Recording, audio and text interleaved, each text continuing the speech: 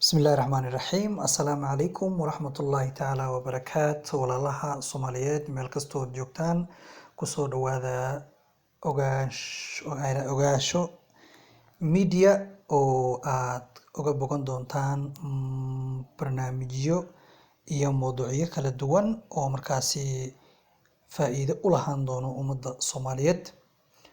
Taariikhdu maanta waxa ay tahay 6da bisha afraad 2020. Waxaan idinla wadaagi doonaa hadduu eebaha awoodda leh ka raali noqdo qormo ku saabsan dalka Rwanda, dhibaatooyinkii uu soo maray, hadda meesha uu joogo, sida dhaqaalaha uu u kordhay iyo daljaceylka ummadda Rwanda. Waxaan fiirinaynaa waxa aan ka faa'iidi karno annaga haddii aan nahay Soomaali, waddankaas iyo bulshadaas iyo weliba madaxdooda. Hase yeeshee waxaan idinka codsanayaa in aad subscribe tirahdid batanka hoose si akhbaaraadkeena barnaamijyada aan soo saarayno ay kugu soo dhacaan, isla mar ahaantaana aad meeshaas uga socotid. Waxaan kaloo kaa codsanaynaa inaad si share garaysid. Haddaba maxaan ka baran karnaa dowladda Rwanda? Rwanda waa waddan ka tirsan wadamada bariga Afrika aanan lahayn wax badda, kuna caan ah buuro aad u cagaar ah. Waxa ay xad la leedahay dhanka galbeed Democratic Republic of Congo, Tanzania dhinaca bari, Uganda dhinaca waqooyi iyo Burundi dhinaca koonfur. Tirakoobkii ugu dambeeyay ee la sameeyay sanadkii 2012 dadka Rwanda waxaa lagu qiyaasay in ay yihiin 10 milyan iyo 500. Boqolkiiba 52 ayaa dumarka ah. Taageero ayaga oo ka helayo Bangiga Adduunka iyo Hay'adda Lacagta Adduunka IMF waxa ay awoodeen in dhaqaalahooda ay horumariyaan qaab-dhismeedka dowladeeduna hagaajiyaan, isla markaana ay joogteeyaan heerarka koritaanka dhaqaalahooda 10kii sano ee la soo dhaafay. Rwanda waxaa ka dhacay mid ka mid ah xasuuqyadii adduunyada ugu weynaa ee abid ka dhaco inta la xasuusan yahay taariikhda bini'aadamka. Waxaa lagu qiyaasaa dadkii ku dhintay xasuuqaas ilaa iyo 1 milyan oo qof oo ku dhowaad ah, iyadoo laga laayay qowmiyadda lagu magacaabo Tutsiga oo ay laayeen Hutsiga.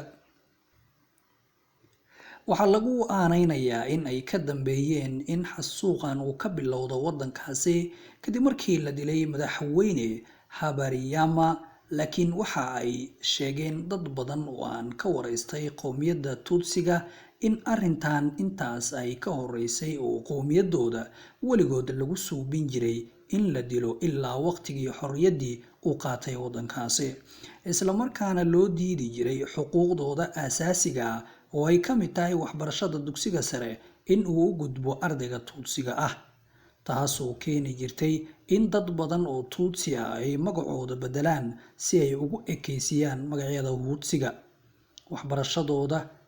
si waxbarashada loogu oggolaado, iyadoo ay bulshada Hutsiga ay ka aaminsan yihiin in dad liito ay yihiin. Erayo ay ka mid yihiin in la dilo Tutsiga iyo in la dilo kaneecada iyo cayayaanka oo kale in ay isku mid yihiin ayaa carruurta Tutsiga la bari jiray.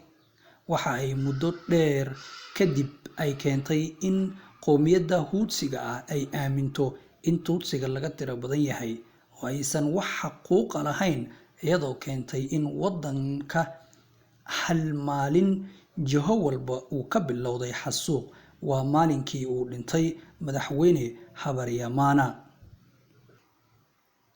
Waxa ay gaareen heer ninka uu dilo xaaskiisa ama xaaskiisa ay oggolaato in saygeeda la dilo, dariska ay dilaan dariskooda kale oo ay carruurtooda isla dheeli jireen in la laayo. Si aan kala sooc lahayn carruur, waayeel iyo dumarbo, iyadoo lagu boorin jiray in qofka Hutiga ah uu qoriyo qof Tutsi ah, in qofkii Huti ah oo qariya qof Tutsi ah in isagu qudhiisa la dilayo. qoysas badan ayaa baaba'ay, qaarna tiro hal qofa oo keliya ayaa ka haray. intii wadamada kale u qixi lahaydna waa ay u qaxeen. bulsho wax dhex maray dagaal noocaasa ayaa heshiisay, maantana iscafisay oo weliba madaxweyne ka dhigtay qof ka soo jeedo qowmiyadii markaasi la yasaayay. haddaba sidee ayay ku dhacday in dhibkaas dhacay laga gudbo? waxaa wadanka Rwanda oo dhan laga suubiyey barnaamijyo lagu kulansiinayo qofkii dhibka geystay iyo qofkii loo geystay, looguna talagalay qof walba oo dhibka asaga ku dhacay ama reerkiisa uu ka cafiyo. waxa ayna ii sheegeen dad ka tirsanaa dadkii dhibka gaaray oo aan la sheekaystay in ay adag tahay inaad hilmaanto dhibka soo gaaray reerkaaga, laakiin aad cafin karto qofka dhibka ku geystay. waxa aad loo xoojiyey isku xirnaanta ummadda iyo horumarinta cadaaladda, yaraynta musuqmaasuqa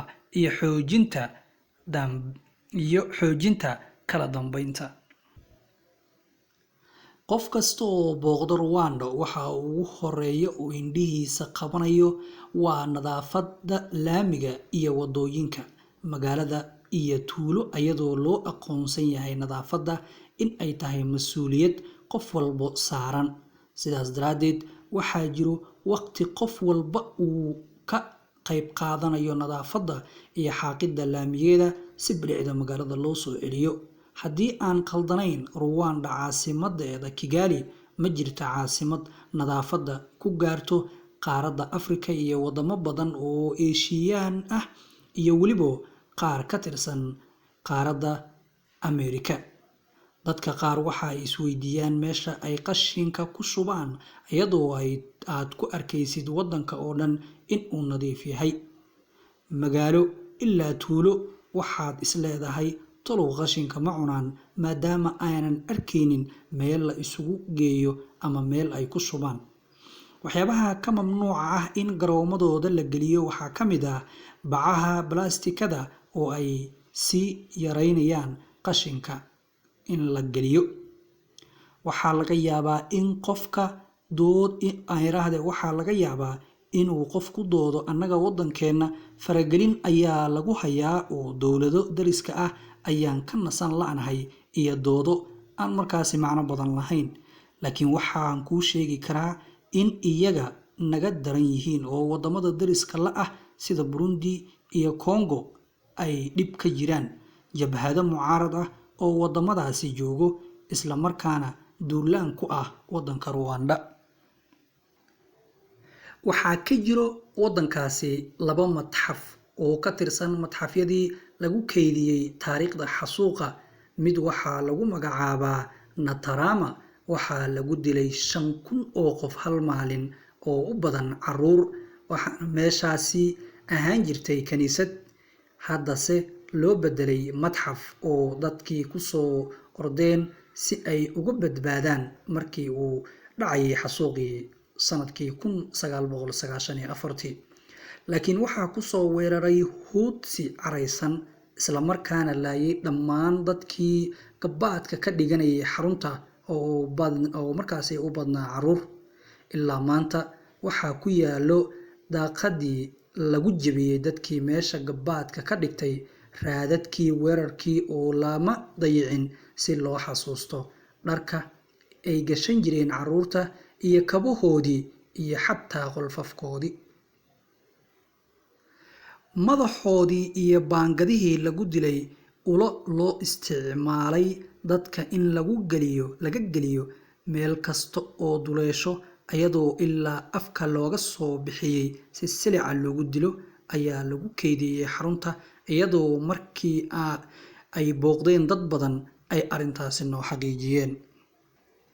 haddaba su-aasha taagan ayaa waxa ay tahay, annagu haddii aan Soomaali nahay maxaan ka baran karnaa dagaalkan iyo dhibaatadan ka dhacday dalka Rwanda? waxa aan kula qaadanaynaa waxaan u kala qaybinaynaa 2 qaybood: bulshada waxa ay ka baran karto iyo dowladda waxa ay ka baran karto. 1. in la is cafiyo si dhammaystiran oo sax ah waxaana ka warqabaa in ay jiraan barnaamijyo badan oo hay-adaha samafalka ah ay qabtaan ayraahda oo ay ka qabtaan dalka oo loogu talagalay waxa loo yaqaano reconciliation ama barnaamijyada dib u heshiisiinta bulshada, laakiin waxaan aaminsanahay in aan la waafajin si ay dadkeennu iskugu caloolfiyoobaadaan. doorka saxda ahna waxaa qaadan karo dowladda. intaas waxaa si dheer in Ilaahay naga dhigay dad muslim ah oo ay diinteennu na farayso inaan iscafino. dowlad wanaag iyo hoggaan daacad ee ka tahay in dalkan wax loo qabsiyo duwan. sidoo kale wadankeena shaqaalaha u shaqeeya dowladda Rwanda waxa ay ka tayo badan yihiin shaqaalaha ka shaqeeya shirkadaha gaarka loo leeyahay. marka aad u dhaba gasho wadankeena waxa uu ku soo baxayo in ganacsiga gaarka ah shaqaalaha u shaqeeyo ay ka firfircoon yihiin dhinac walbo kuwa dadweynaha u shaqeeyo kuwa dowladda u shaqeeyo. tusaale ahaan isla xisaabtami u bisishada shaqada iyo guulaha laga gaarayo shaqada la qabanayo waxaa loo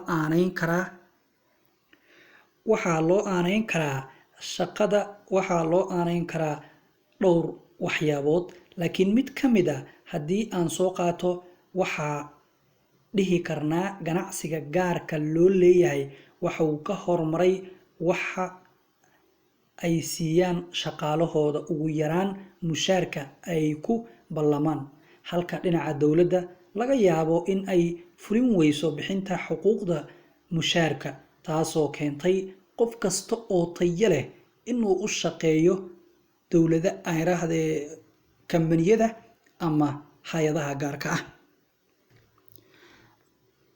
musuqmaasuqa Rwanda aad ayaa loola dagaalamay. mas-uuliyiintii waa dad ay ka go'an tahay in ay la dagaalamaan musuqmaasuqa wadankooda si ay u horumariyaan maadaama ay ilo badan oo dhaqaale ah uusan wadankaas lahayn. Rwanda waxa ay guulo la taaban karo ka gaartay hadafyada horumarinta 10kii sano ee lasoo dhaafay, waxaana ka jiro koror aad u sareeyo yareynta faqriga oo xooli ku socdo iyo laga soo bilaabo 2005 waxa ay yareeyeen sinaan la'aanta. intii u dhaxaysay 2001 ilaa 2015 waxaa kordhay GDP-ga loo yaqaano ee lagu cabiro celcelis ahaan dhaqaalaha soo gala wadanka 8% sanadkiiba. Rwanda waxa ay ka soo kabsatay kaalmada banaanka kaga timaado oo ay yaraatay 2012. dhaqaalahooda waxa uu kordhay 7% sanadkii 2014 iyo 0.69% sanadkii 2015, halka uu ka soo kacay 4% sanadkii 2013. horumarada ay gaartay tusaale ahaan dhinaca caafimaadka waxaa sanad walba u dhiman jiray cudurka malaria 73.5. sanadkii 2000 ayay tiradaasi geeriyoodeen. maanta waxa ay maraysaa 15%. haddaba dalka Rwanda waxbana ma dheero, dadka joogana waxbana ma dheeraan, laakiin waxayna dheer yihiin kala dambeyn, is-cafis, is-jacayl, dowlad jacayl iyo wax wada qabsi iyo kala dambeyn. intaas oo idil ayayna dheer yihiin. intaasoo dhan markii la isku keeno waxay kalifaysaa in dalku uu horumaro, dadkuna ay horumaraan. dalka haddii horumaro dadka horumariyo, dadkuna way horumari. laakiin dadku haddii aysan ku fikirin in dadka inay horumariyaan, dalkuna ma horumarayo. marka haddii aan nahay dad walaalo ah oo Soomaaliyeed, danta waxay noogu jirtaa inaan wax ka baranno dalalka dariska nala ah jaarka si aan uga gudubno colaadiina daalsatay ee wadanka ka dhacday. intaas ayaan kusoo gabagabeynayaa qodobkii maanta aan idin soo joodinayay. anigoo Ismaaciil Araxa ayaa qodobkan idin soo diyaariyay. intaan tan iyo mid kale ku kulmi doono waxaan idinkaga tagayaa nabadgelyo. hase yeeshee waxaan idinka codsanayaa asxaabta inaad share garaysaan subscribe-kana aad nagu caawisaan aad baad u mahadsantiin